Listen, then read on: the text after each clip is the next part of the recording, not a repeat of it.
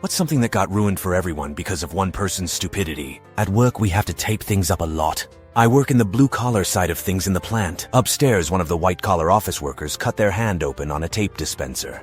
Because of this, they dulled up all the teeth on the tape dispensers. It's as freaking stupid as it sounds. Grocery warehouse job used to be able to take any damaged goods home at the end of the day to reduce waste. Then one guy started damaging anything he wanted to bring home. No more free food because of one selfish dude and an incredible amount of food waste now. I worked for a railroad company, and the schedule was 4-on-4 off 12-hour shifts. On the fourth day, the crews were allowed to leave 2 hours early if all work was completed, and still receive a full 12 hours. Well, one particular crew never got to leave early because of the conductor.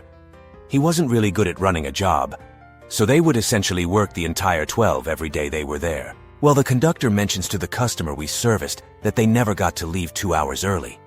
Unfortunately, that wasn't something the customer approved of, as it was just something outboss allowed. So no one got to leave early, all because one crew couldn't figure out how to efficiently do their job. A hitchhiking robot was built in Canada and was meant to travel the world by relying on the kindness of strangers. After 3 weeks, it reached Philadelphia, where it was destroyed beyond repair and decapitated. Its head has never been found. Every warning label and hyper-specific town ordinance exists because someone thought it was a good idea. This is mean BC. It's mostly sad, but it did ruin it for everyone else. A kid in high school went home on our lunch break at school and killed himself. After that, the school didn't allow any students to leave during lunch. It was sad and depressing, but ruined lunch trips for everyone.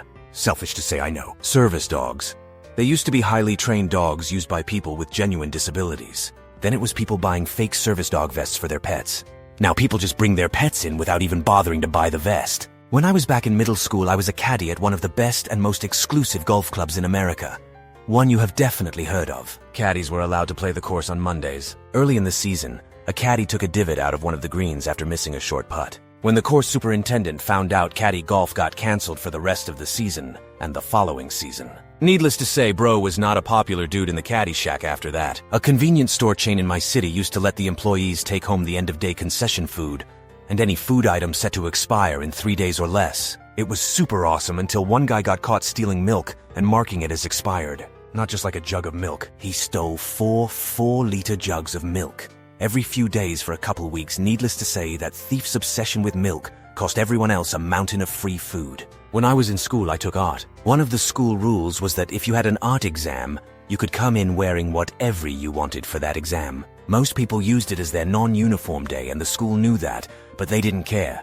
The only rule was that it has to follow our uniform rules. Tops had to have sleeves, straps, trousers, or skirts had to be below a certain length, no offensive imagery, etc. Everyone was respectfully about it and never had an issue for decades. The year I was leaving school, this one girl came in tube top and short shorts that she managed to cover up at the school gates before coming in and sitting her exam. Everyone was shocked as they knew it was against school rules, and that exam was the calm before the storm. The day ends, everyone goes home, and an email gets sent out. Any art students who are doing the exam must turn up to school in their normal uniform, as they are getting rid of the non-uniform rules starting now. A few didn't get the memo and were stopped at the gate. Apparently they either had to go home and change or had to borrow uniform. The girl was kinda shunned from every student in the art department and their friends because everyone knew it was her. The new uniform rule was nicknamed the Slut Buster Rule and the Anna May Rule. It was after her full name, but I'm not putting that out on Reddit.